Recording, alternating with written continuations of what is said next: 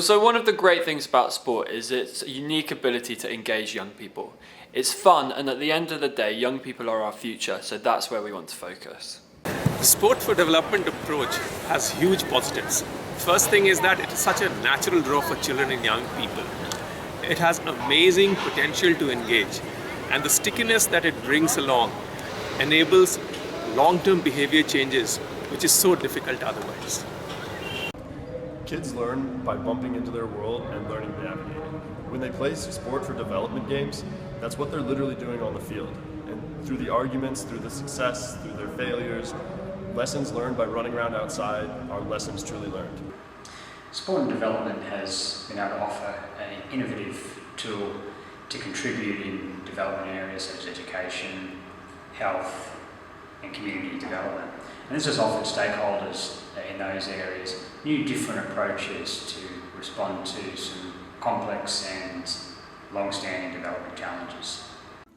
I think that sport and development does well as a sector, not only by promoting physical activity, but movement in the widest sense, culturally, educationally, in terms of learning and sharing, and in the end also towards active and open, inclusive societies.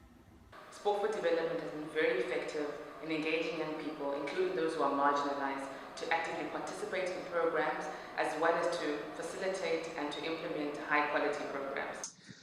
The dedication of staff and the commitment that sport for development gains amongst those people involved in it is a huge strength that underpins any impact that it has.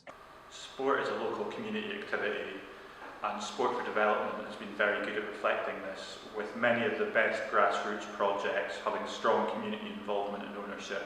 My name is Bennett, Monitoring and Evaluation Director at Grassroots Soccer and International Sport for Development Organisation. We feel Sport for Development has done really well to promote the use of sport as an intentional mechanism for development and peace. What sport and development does well as a sector is to recognise and harness the energy of sport as an entry point to attract and engage youth, and the dynamics of sport play as a vehicle for behaviour change over time. What sport development does really well, it uses sport in a way that it connects people together. It can change people's lives very, very, very powerful. So sport development is a tool for change, I believe is something that's currently misunderstood, and we should do a lot more of it. Sports and development sector has improved a lot after the recent past.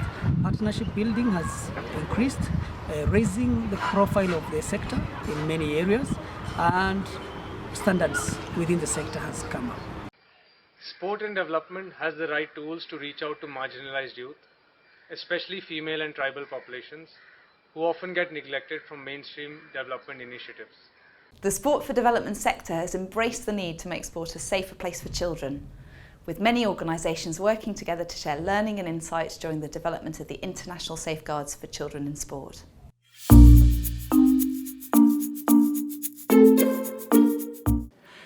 There are a lot of big organisations out there, associations, unions, federations, big entities that could obviously harness the enthusiasm and the passion of smaller organisations to help to achieve great things together. The biggest challenge plaguing the sport for development sector is that we are still focusing on relatively minor outcomes like participation and sporting outcomes. Now this is not going to do the trick. Unless and until we focus on serious developmental outcomes, the sector will not be making the impact it potentially can. Something I think organizations working in sport for development can do better is use each other as a resource. I think networking and collaborating with one another is an area that might not be used as well as it could be. Where sport and development has been able to demonstrate impact, it's typically been at a localised, programmatic project level. In order to attract increased investment and maximise opportunities to scale sport and development approaches, stakeholders need to be able to demonstrate impact at a larger scale level and demonstrate national level impact and national level return on investment. I believe what this sector can certainly make improvements in is what we would call mainstreaming diversity. And that is the motto we have at the UNESCO Chair for Sports and Disability at the Institute of Technology in Tralee in Ireland. And what we mean by that is that we need a social justice agenda aimed at changing minds through influencing policy, and in the end, changing lives through innovative practice and partnerships. And this, for example, involves also the rethinking and redesigning of traditional games, like all attempts of university design, continuously developing them further so that literally all people who want to join can join, no matter what background they have, what level of physical activity they can achieve.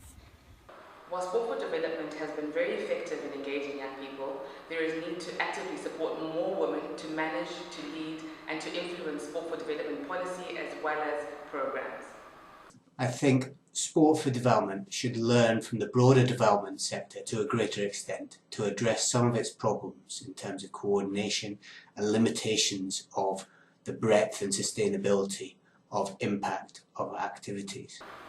To make the next step, Sport for Development needs to become embedded in national policy frameworks, not just sports policy, but also health, education, youth development and gender, as well as national development plans.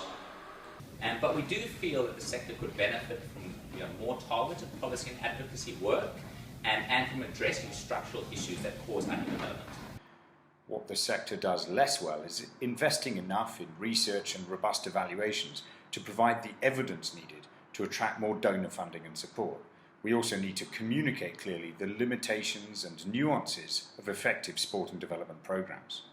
What sport development doesn't do well is it doesn't communicate or market enough the powerful effects that sport and development have, which should do so much more in terms of communicating the positive messages, telling the stories about how impactful it is, and networking together throughout the world. The sector needs to improve in other areas like research and areas of M&E.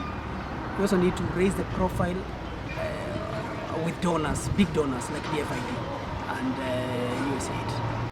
Sport is seen as a luxury rather than a necessity by several development stakeholders. The sport and development community must play a larger and more active role in advocating sport as an important development tool for youth. The Sport for Development sector has spent too long talking to itself and not enough time connecting with the wider development sector to share learning with those fighting poverty and exclusion using tools other than sport.